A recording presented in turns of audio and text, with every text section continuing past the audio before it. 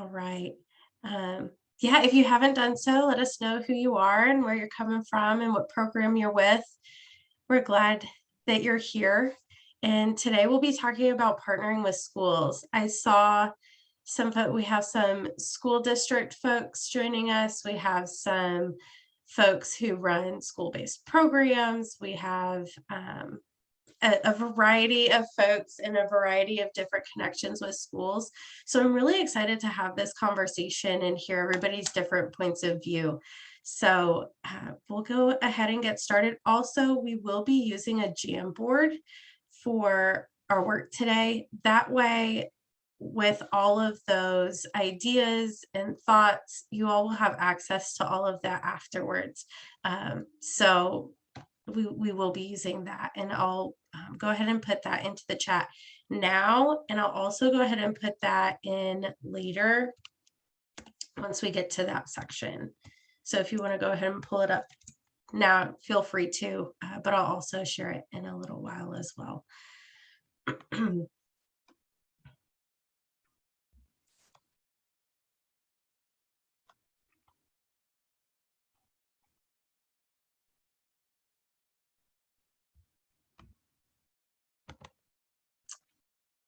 Okay.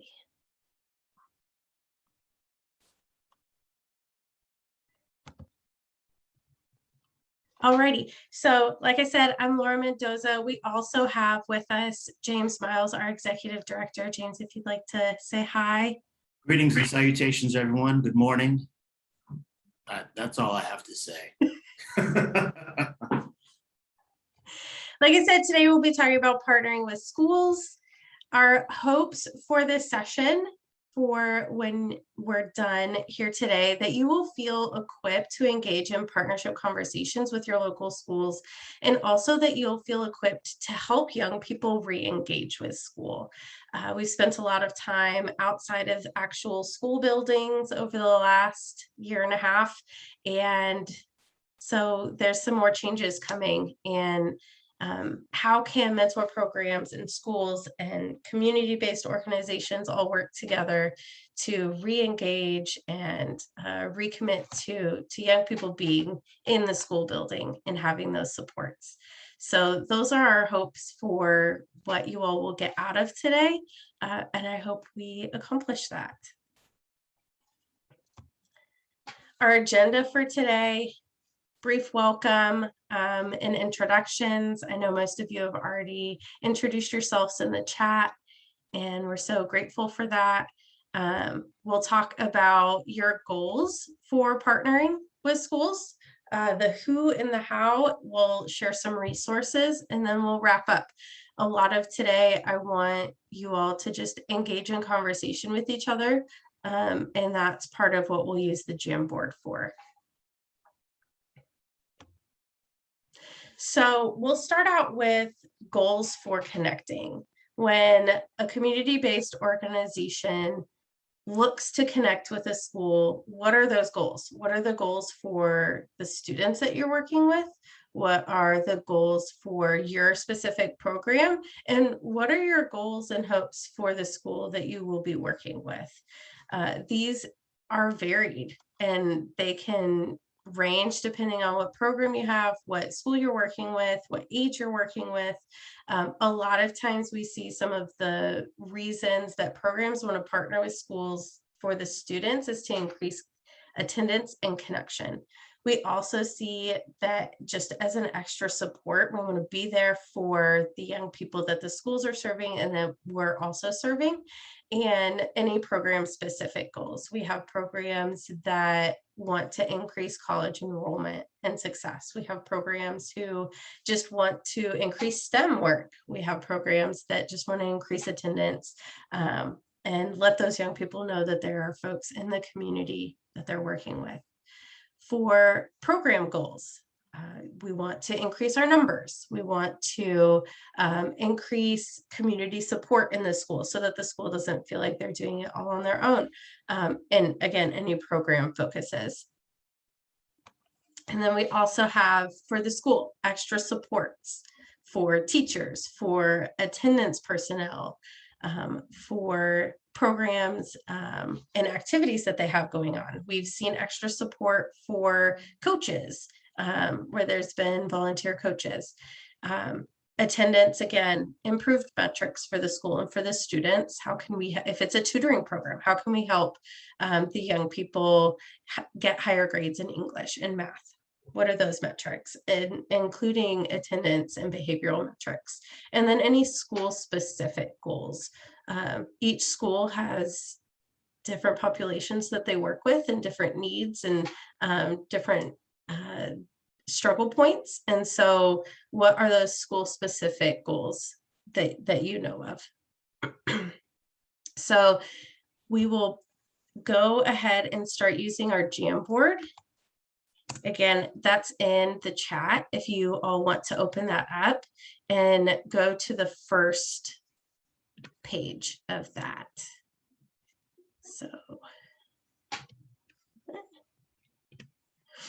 So for the first Jamboard question, it's going to be, what are your goals for connecting with your school? If you have student goals, if you have your own program goals,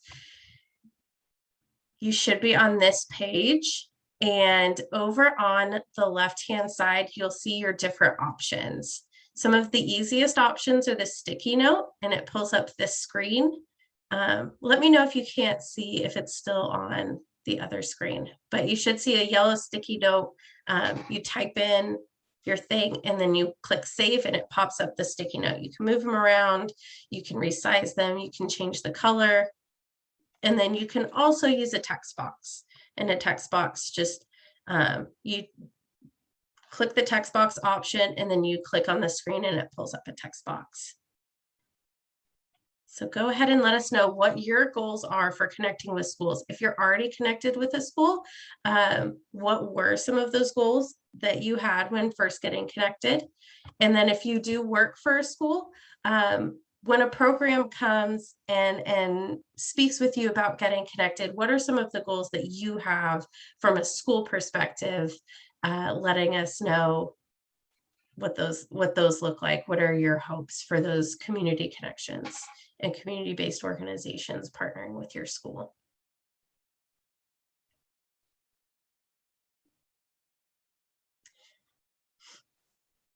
We have developing positive relationships with schools to better support youth, connecting with the youth, building academic goals for youth, partnering with teachers to reduce disparities in engagement and learning. Teachers are doing so much right now. I'm sure they appreciate a little bit of help. Collaborate with staff to provide college knowledge awareness to students. To get referrals from schools, possibly extending their in-school mentoring to the community. Yeah. Academic needs. Collaborating with teachers and counselors for youth success, specifically encouraging attendance, positive behavior, and curriculum achievement. Absolutely. Connecting with counselors to get insight to any behavioral and academic needs for mentors and family support. These are all fantastic. Building positive relationships between students and police officers. For sure. Build community amongst BIPOC students, district-wide. Absolutely. Lots of youth focus, and that's why we do our work, and that's why schools do their work. And so there's so much overlap. All right, and you will have access to this once you open a Jamboard. It kind of lives in your space, so you could go back to these later on when you open up your Google Jamboard. It has it, and I'll show you all later where that lives for anybody who would like to see. Let's go back to this PowerPoint. Any questions on goals or what schools might be looking for, what programs might be looking for? Any questions with that?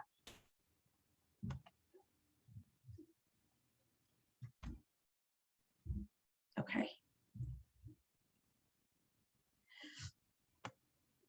Okay, so we've talked about what those goals might be, thinking through the reasons why you want to get connected with a school. And now let's look at who's on your team. Who is there to support this? Who do you already have connections with in the school system, whether it's within the district or within a specific school? This could be parents and guardians, school employees. School employees it doesn't have to be the principal. It doesn't have to be an assistant principal. It can be a teacher. It can be a coach. It can be anybody within the school that you have a connection with. Any admin support. If you have a connection with the person who is in charge of taking attendance and tracking attendance. Are you connected with any other community-based organizations that have connections with the schools already? If you are really close to an after-school program that operates in the school, that is somebody who's on your team who can connect you with more staff. Any district staff that you're connected with. A lot of districts will have a person that's in charge of community-based connections and partnering with communities. So if you're connected with them or a different principal or anybody within the district, community liaisons. I know one of the folks that I had the best connection with who was really able to support our program and we were able to support their work was the McKinney-Vento liaison at a high school. And they were fantastic. And each district is required to have a McKinney-Vento homeless liaison. And so getting connected with them if your program works with youth experiencing homelessness. Any staff specialists, any English language learning staff specialists, anybody who works with learning differences. Get connected with as many staff as you possibly can. So these are all of the folks that you could potentially already have connections with. There's even more. If you have a really great connection with anybody, any suggestions, put that in the chat. Let us know who you know of that's already on your team.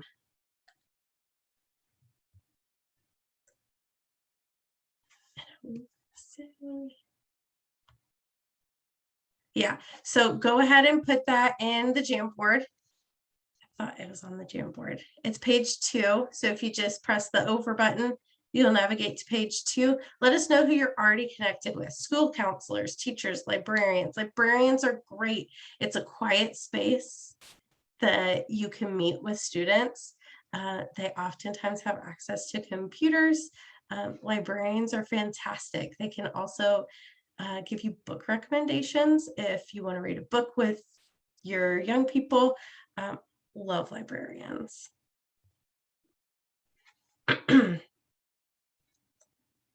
Family community resource coordinators. Yes, those folks are invaluable. They know what's going on at the school. They know what's going on out in the community. School nurses, another big one.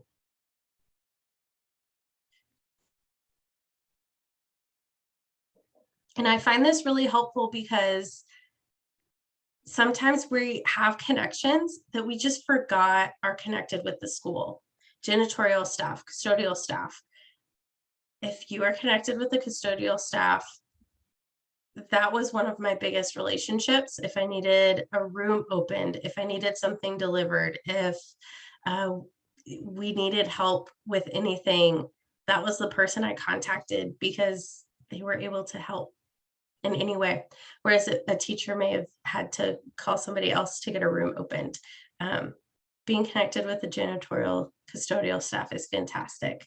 Guidance counselors, deans of students, librarians, teachers, communities and school supervisors. Yes, bus drivers, absolutely.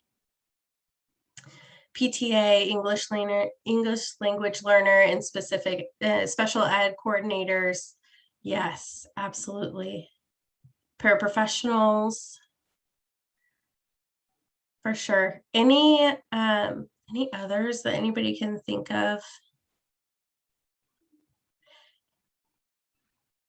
I really liked PTA. Sometimes there's homeroom parents. If you're connected with homeroom parents, it's another great option. Great.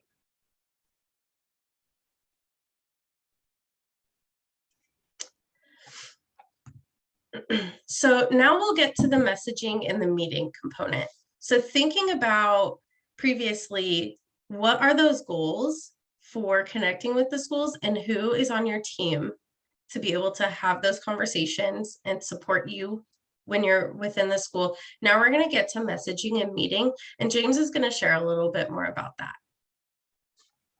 Greetings, everyone. As we may or may not know, always working with the schools is not always linear process. And I'm sure Antonio can tell a lot more being from the Olympia School District.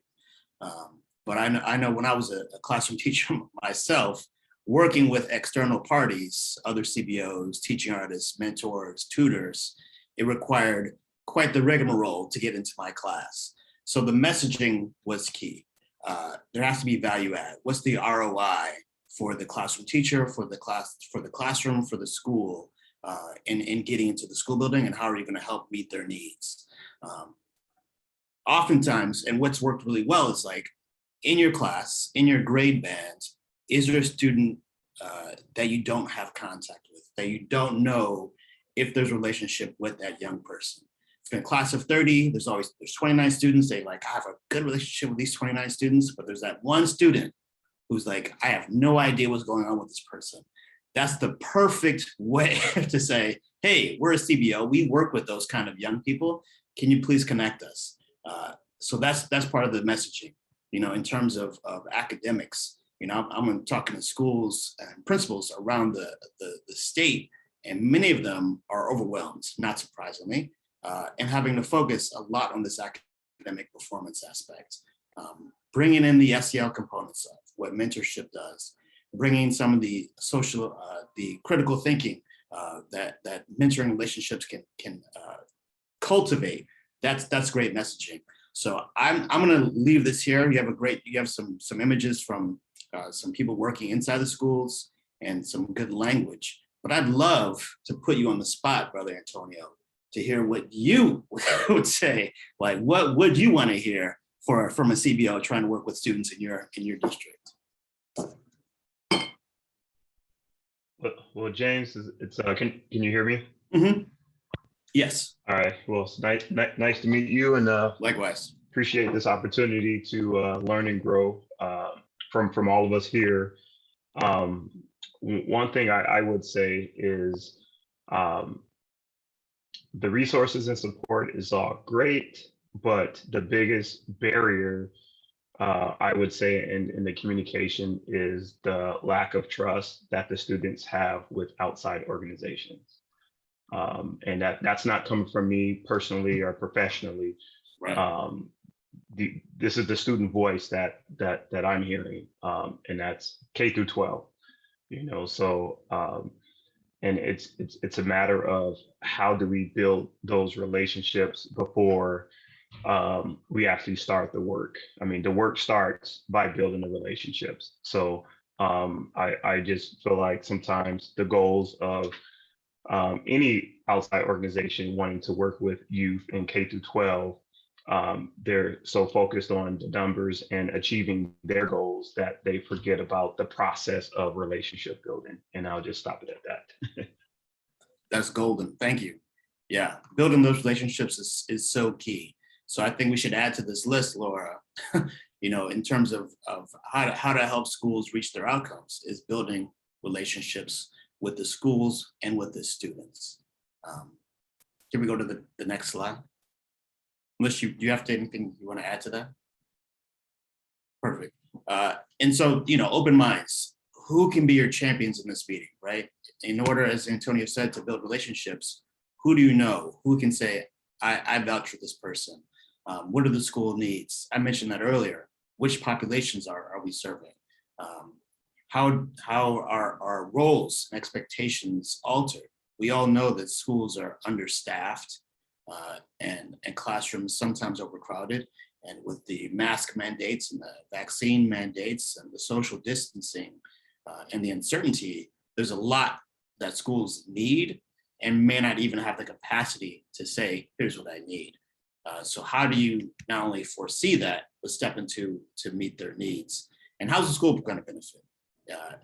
Required time commitments are very key. You know, this organization, we will be working with you 2 times a week for an hour a session. All the more specific and more clarity you can provide, the better. And be very specific about what you're asking of the school. We just want to meet with the school after school, Tuesdays and Thursdays. We know Wednesdays are a shortened day for PD, so we will not touch Wednesdays. Oh, your PD schedule's on Fridays. We won't touch Fridays. We will focus on Monday through Thursday. Whatever that is, be very specific in that. And next slide, please. And I'll just add that oftentimes when we go into these meetings as community-based organizations and folks on the outside looking in, we have this image of what the school needs and where some of those sticking points are.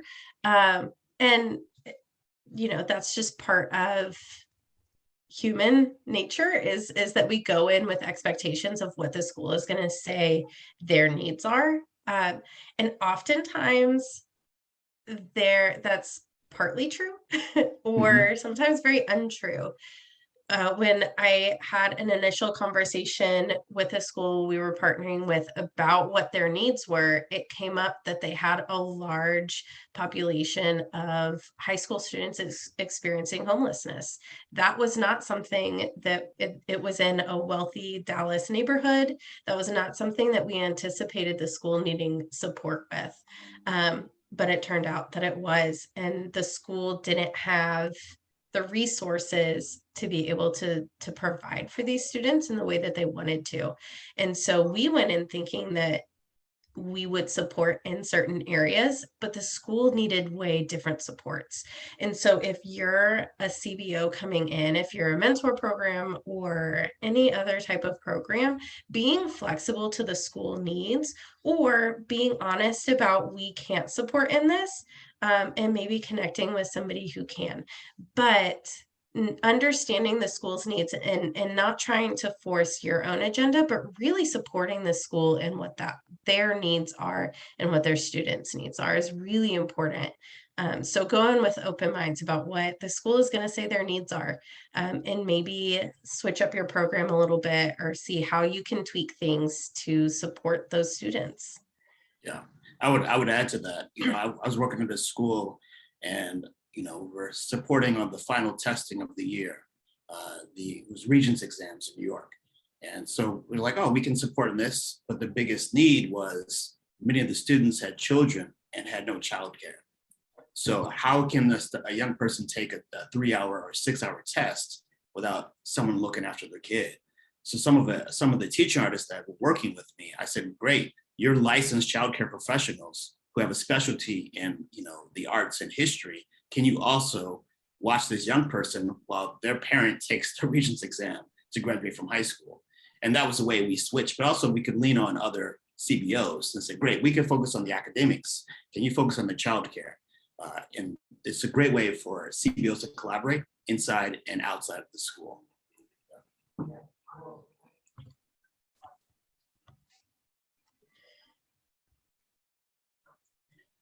And then kind of like what James said earlier, sharing what you know about the impacts of mentoring.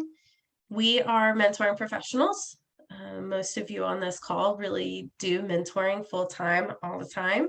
And so, but schools don't necessarily do that. And so just sharing what the increased connectedness looks like, what improved attendance looks like James said, what are those social emotional impacts? And then sharing what the Search Institute's developmental relationships framework looks like, and just how impactful not just having one supportive relationship, but the more supportive relationships that a young person has, the greater those outcomes are. So feel free to share that. We I'll send that information in our follow-up email so that you have kind of direct access to some of those metrics and research and that kind of stuff. But just sharing that is oftentimes helpful as well. And then I know a lot of you have engaged in conversations with schools in the past. Feel free in the chat to share anything else that you felt was really helpful when having those conversations.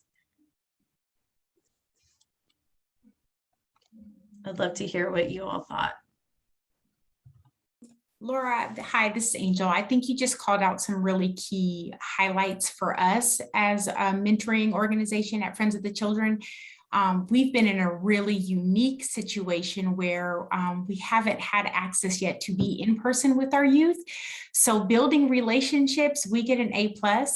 We've had to follow our youth all summer long virtually, all last school year virtually. And so, we've been inside the homes, we've been on the doorsteps, multiple times throughout the month, dropping off gifts and waving. And so I think really using that as our leverage, letting these educators know and these schools know that, like, hey, we've been following Alani all summer, and I could give some great insight of where she's at. And so then the teachers are like, okay, wow, this is a person who's already built a relationship with this youth. How impactful is that going to be to where that child's progress is and where they need to go?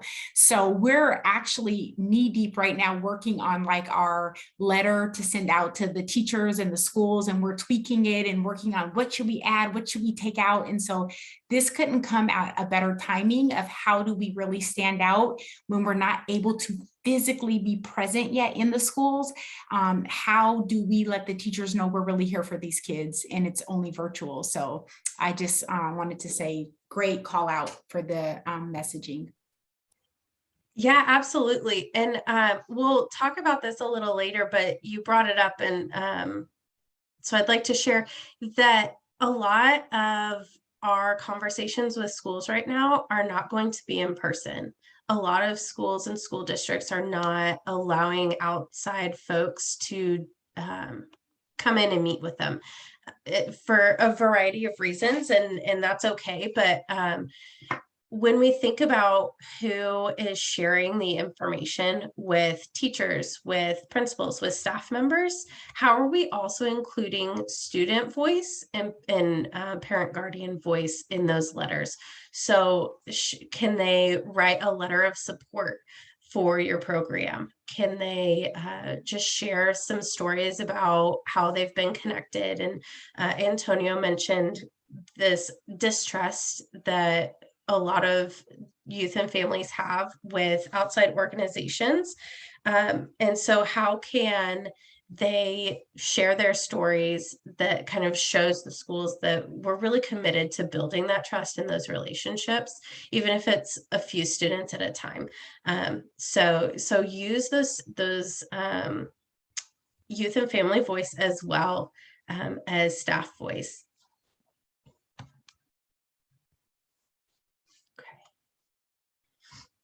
And James, I'll let you share a little bit about this as well. Yeah, this is a campaign working with across the country with the 25 or 26, I'm sorry, mentor affiliates. And there's 3 focus areas. 1 on equity. Does every student in your school have access to a caring adult? 2, connecting. How are you measuring relationships for your students? How are you navigating, mitigating the distrust in the schools? Or I'm with CBOs and other entities, and how are you ensuring that students in your life feel known, right? And this is a really, really big one for me. Studies have shown that when students have ownership of their curriculum, they do better academically, they do better socially, they do better emotionally. We know that connections raise oxytocin levels and decrease cortisol levels, right? Right now, everyone's cortisol levels, which equate to stress levels, are at an all-time high, which limits our capacity to take in new information, reflect, and move forward. So if that human-to-human relationship, even if it's online, can build an honest interaction, that will increase one's ability to open up, to feel happy, to express emotion, And that's the connection, that's the reflecting. And of course, that equals to more equity because you're allowing more and more young people to see themselves in yourself and to see themselves in the future. And thanks for putting the Jamboard next one in the. Yeah. Any questions So- about that? Yeah. Yeah, before we get to the next Jamboards, any questions on anything that we just talked about, or input, or real life experiences that you want to share that were helpful?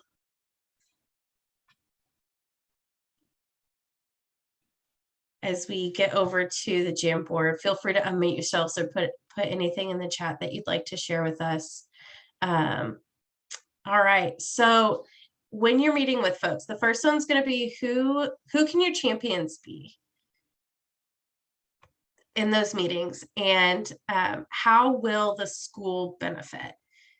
Having really understanding what you're bringing to the school and how schools can benefit from your program and your connections and your relationships is key, because it has to be mutually beneficial for everybody. And the schools have so much going on that if they're going to take time to invest in your program, and whether it's staff time or teacher time, there has to be the benefit there. So really thinking through some of those things before you have these conversations is going to be really helpful for both parties in the long run.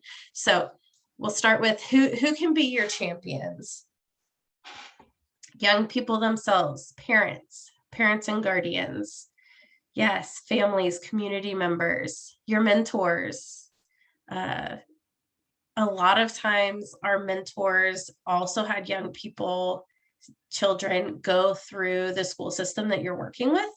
And so what were their experiences like? Do they have any connections with any of the teachers from when their young people were there? School counselors and nurses. Yes. And whenever youth voice is coming into the picture, whenever we're thinking youth advocating is so key. I do think we need to have the conversation about being careful of how those voices are being shared and used. Oftentimes we, as community-based organizations, can kind of like prime the young people on what to say, and rather than allowing that voice to be shared authentically without any filters. And a lot of times we also focus mainly on what the young person is benefiting from this relationship, rather than what the young person is also bringing to the table, and what their full experiences have been like. We see a lot of stories saying, I really struggled in school, and with the help of this relationship, I'm like getting A's and B's now, and I'm learning all these things. And that's an awesome thing to share, but it can't be the only thing to share, because that is not looking at the young person as somebody who is also adding to this relationship. So just keep that in mind when you are sharing stories and when the young people are speaking about what their experience has been like. Yes, Antonio. Can I add one thing? I'm asking as I'm about to explain it, but specifically when communicating with champions at school districts or school buildings, one piece of advice is that try not to tokenize, particularly staff members of color, because usually staff members of color are burdened with the responsibility of supporting students that look like them. And I don't know what everyone's mentor program in terms of population of students that they serve, but specifically students of color that are being served, without that representation, the staff member is usually burdened with that responsibility of being a champion. So when outside organizations come in, just be mindful of building that relationship with that staff without tokenizing that staff. So. Thank you for that, Antonio. Very, very, very, very true. And oftentimes, especially males of color in the teaching staff are called in and be disciplinarians. And that's not our only role, right? It's not disciplinarian. And, you know, and even when the CBO steps in, it's like, hey, we're having trouble with this, the young person. Can you handle them? It's like, let me guess, is it a young black and brown boy? Bring them into my classroom. And that's not always how it should be, right? So thank you for that. I'm just echoing what you just said, Antonio.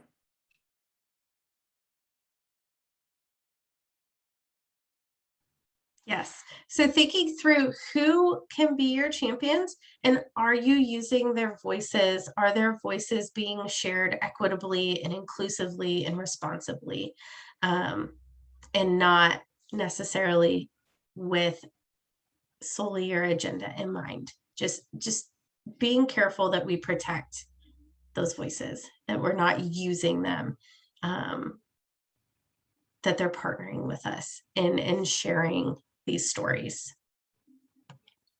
And then if we go over to the fourth one, really thinking through how can the school benefit? What are some of those things that you're bringing to the table? So let us know. Yeah. Having more students supported and better equipped to succeed in school. Increased youth participation.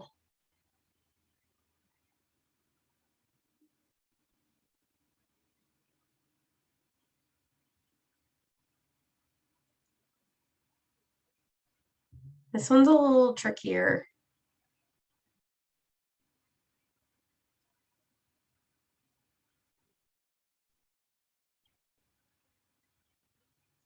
Higher attendance, engagement,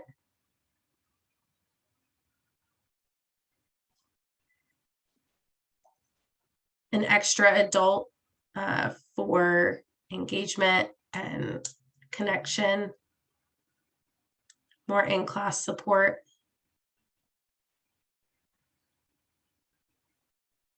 social emotional learning support,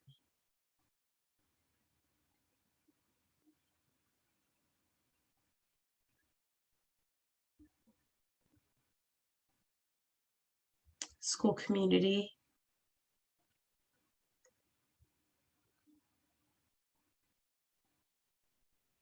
I think a lot of times teachers and school staff feel like everything they have to do is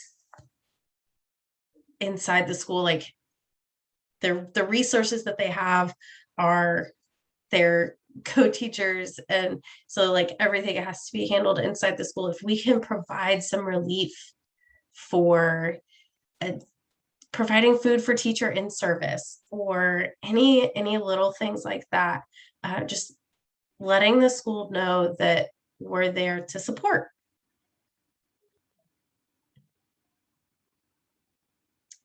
Having extra adults.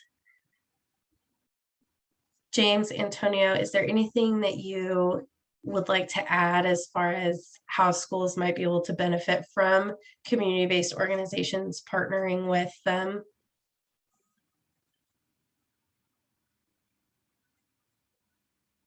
James, anything? I would just add SEL supports. It's in here, but just to call it out by name. And then academic engagement, school engagement, and family engagement. Sometimes the CBOs can really support, you know, like for cultural event night or a school play or art exhibit, bringing families into the building or into the virtual building when it's needed.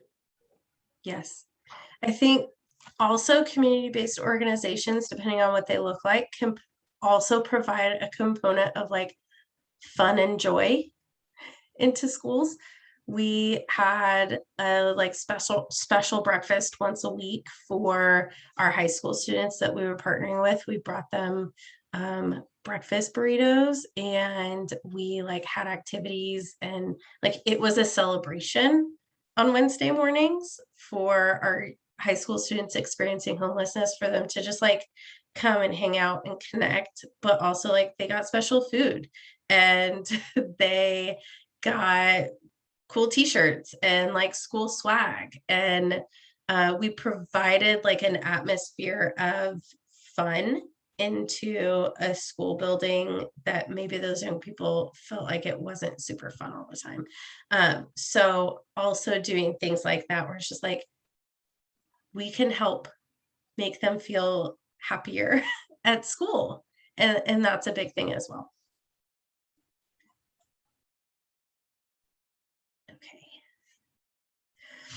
Okay. Any more thoughts on that? Feel free to keep putting things onto the Jamboard as you think of them, because this is a resource for you all. So if you think of something, please go back and input it so that you have access to it later. So what does a healthy partnership with a school look like? And I would love input also from folks who either currently have relationships with schools, work in the schools, have been a teacher, or worked in the schools in the past, but like, what do those healthy partnerships look like? It has to be give and take. A school can't just be there for you to like, be identifying kids through. You also have to provide some things for the school, or else it's going to be a tedious relationship that they don't have time for those. They don't have to, they have so much going on. They don't have time for partnerships that are just one way. So it has to be a give and take. Regular communication and check-ins, sharing success stories, sharing great things that's going on in your program, checking in to make sure that what you're providing to the school still works and is still needed from them. Is there any way you need to tweak it? Or is there another population of students that they would like some extra support with? So checking in to make sure what you're providing and who you're providing it with is still what is needed from the school's standpoint. And if there are any other tweaks that you need to think about to make that partnership even better. I highly recommend partnering on more than just mentoring, doing more than just what your program focuses. If you have an after school program, or if you run like a boys and girls club type thing, and you're partnering with a school, mentoring programs, you have a volunteer base with your mentors. So is there like a school carnival or a school event or PTA meetings or any other things that you can use this volunteer like group that you have access to these folks who are already volunteering and already invested in the lives of these students? Can you help support something like a carnival or an activity or a PTA meeting? Can you help with with teacher in service? Can you help with teacher appreciation weeks? Can you help in any other way to support the school? And some of those things that aren't necessarily student related, just providing extra support is key. And it makes you more valuable to the school if you can kind of move outside your comfort zone and partner in different ways. And then I highly recommend maintaining relationships with a variety of different school staff. Schools have turnover. People leave, principals move to a different place. Lots of teachers might move to a different school or retire, or there's turnover in the schools.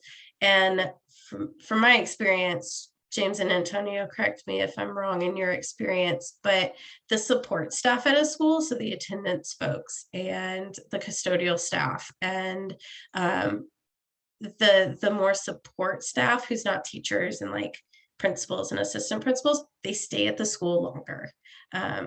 They are there more years. And so having connection with them and relationships with those individuals is really helpful for kind of like long-term relationship with the school. Because if a new principal comes in or a new assistant principal, you already have those connections with the attendance folks, and they can help get you connected to the new principal or whatever that looks like. Yes, and Victoria mentioned that by supporting school events, you can also ask if you can set up a table to promote your programs. Yes, or like by supporting back to school night, where parents and young people come to the school to like meet their teachers and all that kind of stuff. You can let the new families know that like we're here to support the school and the young people. So yes, it's definitely, the more you can do, the more of a give and take relationship it is. And the more the school is willing to like promote you and let you be, be out there working with kids and the families. Anything to add to this, James or Antonio or anybody else? Victoria? This is great. Yeah. Okay. All right. So prep work. Before you even get to meeting with anybody or drafting communications materials or asking the school for support, know your school, whether it's through greatschools.org or through OSPI's website. Get to know, or your school's website, get to know your school, get to know like who their liaisons are, get to know what their populations look like and what programs they already have going on. The more you know about the school you're going into, the better. Also, take a deep look at your program. Are you prepared for an influx of new students that are going to be referred? If you're asking teachers, counselors, school staff to refer students to you, do you have the staff capacity to handle that influx? Do you have the mentors to handle that influx? And do you have space? If you get 20 new referrals in a week, do you have the ability to handle that and go work through doing interviews and reaching out to the families and connecting with a mentor? Are you going to be able to do that in a timely way? Or are 10 of those students going to be sitting in the waiting room for your program for a few months? So really take a look at if you have the capacity for an influx of students. And this goes back to what Antonio was mentioning before about that trust. If a family gets referred to your program or is interested and like reaches out, and then they're on the waiting list for 4 months, that doesn't increase trust. It just makes them frustrated. So really making sure that you have the infrastructure in place in your own program to handle that influx of students is key. Also recognizing, we've had conversations about this in the past, are your systems equitable for identified populations? Are you connected with the right folks? Do you have mentors that can have equitable conversations with mentors? Are you tokenizing teachers? But making sure that your systems are equitable, especially for identified populations that you might be, students that you might be working with. And then also think about what your matches and families are saying about your program. And we kind of spoke about these folks kind of sharing in the message to the schools, but even before that, are they saying that things are going really well? Are they recommending that your program expand and get connected with more students? Or are they identifying some things that maybe we should work on before we get to the step of connecting with the school and expanding and reaching out for more connections? And then looking at your evaluations and data measures for yourself, looking at some of those evaluations for the school. How do you feel like you can fit in with those? And how are you gathering data for your own metrics that you could share with the school? So I really highly recommend thinking about some of these things even before you have those conversations with the schools. Any input or other things that we should think about in prep work before we have those conversations? Okay. Anybody, feel free to mute or unmute yourself if you'd like to share. And then obviously we do have to talk about some COVID impacts. Like we mentioned earlier, schools are just going to have limited guests at their place. So if you are hoping that your mentors can meet in the school during lunchtime or whatever that looks like, really think about and do some research into what your school's expectations and guidelines for outside personnel and outside volunteers coming into the school. Some schools aren't even allowing parents into their school, which makes things difficult for community-based organizations, but recognizing that and being respectful of that will go a long way. This also means that if you are meeting with a principal or school staff, you may not be able to include as many of those champions in your meeting as possible. So how can we have their voice heard while also respecting that they might not be able to be in person in that meeting, whether it's letters or online or doing some video stories, get creative with some of that sort of thing of how they can share their input and stories with the school staff without actually physically being there. Capacity to meet and understaffed. Schools might just not have the capacity to meet right now. They may say, hey, hold off until January or February because they are understaffed. And similarly with a lot of our mentor programs, understaffed as well. So just be flexible with their capacity to meet. And then they also may be hesitant to make long-term plans. So we're in schools right now, and school students are there currently, but we don't know if that's going to last. We don't know how, what the next 2 months is going to look like, let alone the next 6 months. So if you're saying, hey, we have this program, I would like to partner in certain ways. If it's a long-term plan, they just may be a little bit more hesitant to begin that right now because they don't know what the future is going to look like. And on the flip side of that, really focus on how you can support them right now and include virtually in that. What are your needs this month and in the next month or so? And how can we support you in that way?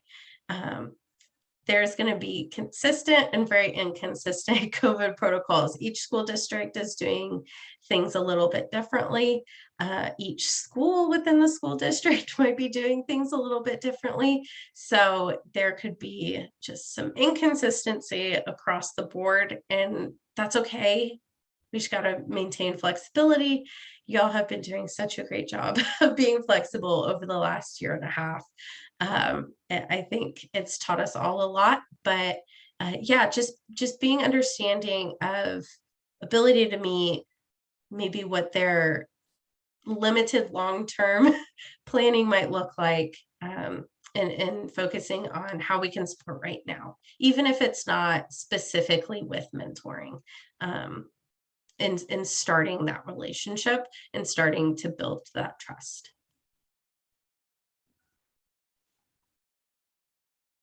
If anybody would like to add anything? Victoria added a comment. Yeah, Victoria mentioned that if it's difficult to get in to see staff, start with talking with the school's PTSA. Absolutely. PTAs and PTSAs are crucial to get connected with, and a lot of times they have insight and resources, and they know the school very well, And so they can help provide some of that feedback of what the needs are and that kind of stuff. That's a great note, Victoria. Thank you. All right, now we have some resources for you all. The links are in the PowerPoint, but I will also send you a follow-up email with links as well. So if any of you have not heard, OSPI has virtual graduation equity webinars. Each month there's a 101 and a 201, and they're fantastic. August was about communicating care through attendance teams. It is pretty school specific, but I found it to be really helpful in thinking through how mentor programs can partner with schools. And it gave language about what schools are focusing on in this coming year with attendance and some other things. And so I really highly recommend you go and listen to this. It's super well done. They have somebody join from Attendance Works. They also have folks from a school district and how they kind of worked through attendance and created an attendance team. There's a piece in here about how communities can get connected and help with attendance teams. So I highly recommend this if you're thinking about getting connected with a school, or if you're already connected with a school but looking to maybe get involved in attendance in different ways. This was really, really great. And I highly recommend joining their GATE webinars for the future as well. They do a really good job. And then Mentor and some of its affiliates have come up with a education campaign which focuses on relationships with caring adults in the school system, whether it's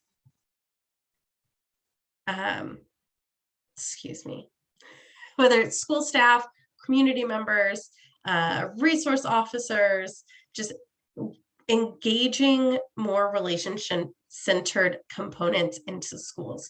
And there's a good component of how community partnerships can be involved in that. So we also have that resource that I'll be sharing with you all in the follow-up email as well. It's well done, and it just released, I want to say last week. So brand new. Yesterday. Yeah, so we'll send this out. I recommend you take a look at it. It's really helpful. And then there are some models. There is Success Mentors and Check and Connect. Success Mentors and Check and Connect are two programs that really focus on attendance, and they have mentor components. Success Mentors specifically is where there are mentors either within the school staff or just volunteers from the community, that when a young person is absent for a day or two, they get highlighted, and one of those mentors reaches out just to see how they're doing, if they're sick, or is there a family situation going on, or anything else that they can support in to help re-engage that student back into school. So the key is to really connect with the young people who are absent right away, rather than waiting until they become truant or get further down the line of absences. And the same with Check and Connect. So if you're looking at maybe how can our mentor program be a little more involved in attendance specific outcomes, I highly recommend Success Mentors and Check and Connect, just as looking at some models. And then OSPI highlights Open Doors Youth Re-Engagement. And this is specific for 16 to 21-year-olds who have been disconnected from the school, and maybe you're looking at re-engaging them. So if you work with high school students, maybe take a look at Open Doors Youth Re-Engagement with OSPI and kind of see if that is anything that you'd like to add to your program or maybe use as a model. So I'll also have those web links in the email, just as some models for you to potentially look at. All right, that is all of my presentation. Are there any questions or input or anything that you'd like to share with the other folks on the line about your experience, what you've maybe found to be helpful? Any questions about what we went through? I went through it pretty quickly, so. Yeah, hi Laura, it's Angela again with Friends of the Children. And I'm just curious from the community of people that's on the call today, kind of what their organizations are doing. You know, obviously there was a lot of valuable information shared today, but just kind of where everyone else is sitting. It's kind of like we're all in our own silos. So I love to even hear that you were saying, yeah, like there's a lot of schools not even letting the community partners in, which hasn't been what we experienced last year or kind of where we're sitting now. It's just we don't have the green light to go, but also just how are you guys dealing with serving the community, serving these youth, serving these families, staying motivated with this, you know, boundary that we have that's so big. Just kind of wanted to share out from the other organizations what they're doing.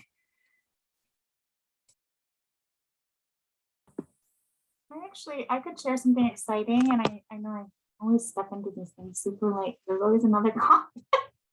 But I just had a really amazing meeting. It's with a woman, Teresa, I have a hard time with her last name, Posanowski, and she's doing a training that hopefully the San Juan Island Family Resource Center and the Lopez Island Family Resource Center will be participating in. But it's called Calm and Connected, and it's actually a training on nervous system regulation. And it's just kind of exciting because I realize this might be like the communication piece that can help bridge the gap a little bit with the schools is like, look, we've all been through a year and a half of the pandemic. We all really need this nervous system regulation. It's at the core of relationship. So I'm just hoping that that's kind of like my little like inroad. And then I've just been taken, you know, I'm curious to hear how other people are doing with like, when I communicate with school staff, I've been really trying to let them know it's not urgent, but I'd still like an answer within like a couple of weeks. But I'd love to hear from other people about that. And then I'm happy to put the training information in the chat.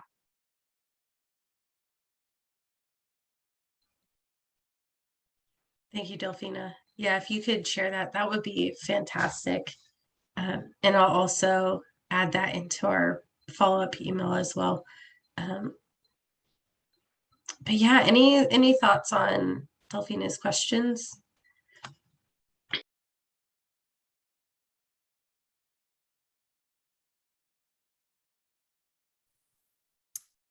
We're working, this is Heather from Empower Youth. We're working with 2 school districts, and one school district, they can't go in, and the other one, they can maybe, but they're not allowing us until October 18th. And if they do, it's probably will be outside in tents. So there's still a lot of uncertainty. And our organization also does other things. We're bigger than, we do more than just the mentoring program. We also do the youth mental health first aid, parenting classes. So that's also helpful for schools to see the benefit that we reach wide, and we do food scarcity and a bunch of other things. So, but yeah, we have the same issue. I'm not hearing necessarily right away from schools. So. This is Susanna. We actually have weekly meetings with school staff to ask how we as a community-based organization can support them. And we have to go to them, and it's always a little bit of a who's here, where are we meeting, what day is it thing. But we have found that if we don't show up there, it's really hard to get feedback.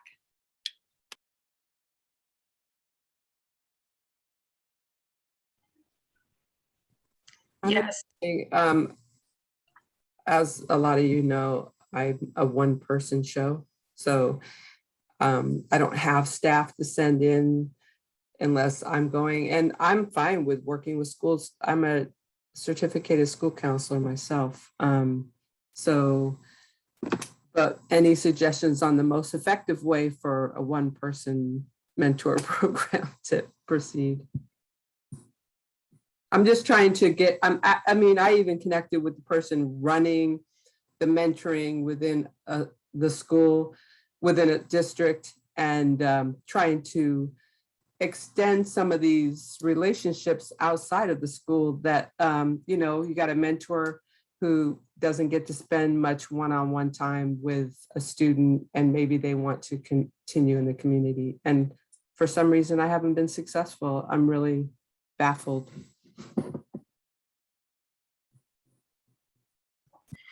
And I do know some schools are less responsive, and that unfortunately that is the case in some schools.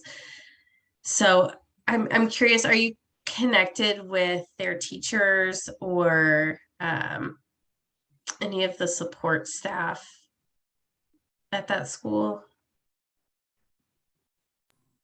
We have 5 districts in this county, in Kitsap County.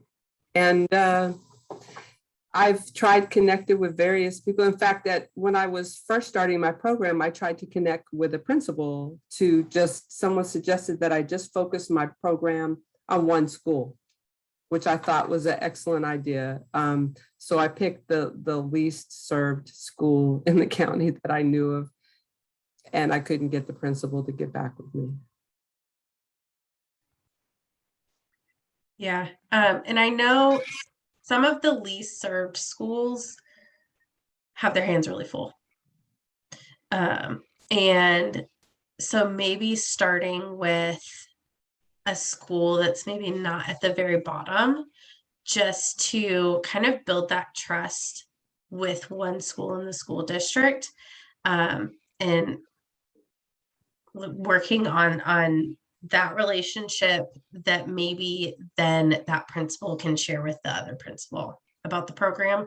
Because you oftentimes, what I've seen with those least served schools is they either have a lot of folks coming to them about programs and support, and they just don't have the capacity to help in any way, or have those conversations, or they're trying to stay afloat, and taking time away from trying to stay afloat can be a struggle.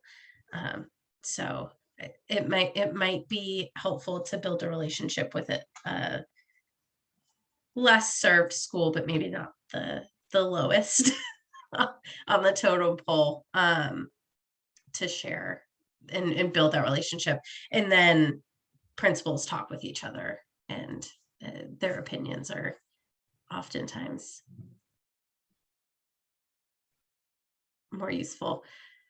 And then Victoria asked if you've tried talking with the school counselors or PTSA at that school. I've tried counselors at different schools. I was excited about some of the connections I made, but they didn't follow through with referrals. And that's been the case with a lot of organizations, the Kitsap Sexual Assault Center, the DCYF. It's like, I'll be like, oh, I got this great referral source, and then nothing. I ran a program for juvie for 17 years, so I knew who my referrals were coming from. You know, they were all coming from the POs. Mm-hmm. Yeah. And Robin, it's Angela. I'm a program director, and part of my role is recruiting youth as well. And it was a very hard struggle this last quarter enrolling. We did 24 new youth. And one of our community partners is DCYF, and we work with a lot of local, community youth daycares and after school programs. And I think a lot of it is the times we're in. I think going back to what Laura said, everybody's just trying to reevaluate where they're at all the kids are behind, the schools are behind, they're scrambling, they're still trying to figure out who's vaccinated, who's not, who wants to give. I mean, there's so much going on, and then we become the bottom priority, even though we just learn, even through this training, the greatness that we bring to these families. I've had families where the referral would come from DCYF, and then when it got to the families, they're like, yeah, we're not interested. I'm like, wait, how are you not interested in this? Like, we're going to follow your youth until they're 18, right? And so I'm just giving you words of encouragement that to stay encouraged. And I would love to partner with you. We're in Pierce County, but I would love to build a relationship with you and see if there's ways we could help support, and you could probably help support our youth with some of the services that you offer. So hang in there, and we're definitely a resource in Pierce County for you. Thank you so much. I'll drop my phone number and email address in the chat.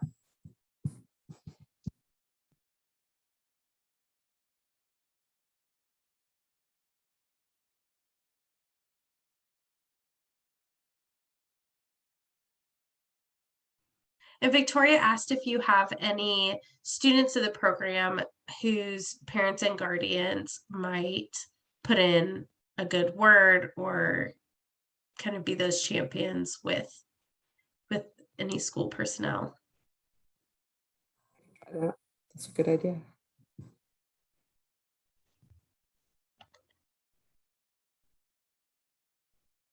All right. Any other thoughts for others on the call, or words? Angela, I loved your words of encouragement.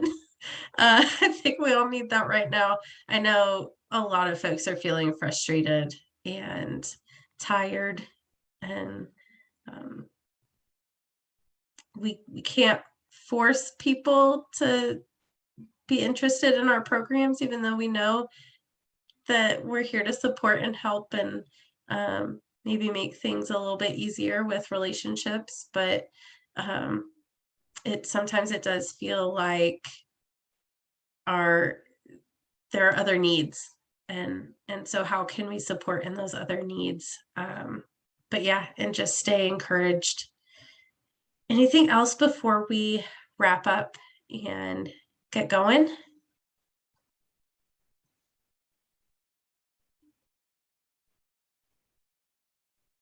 Okay, I really appreciate everybody's input.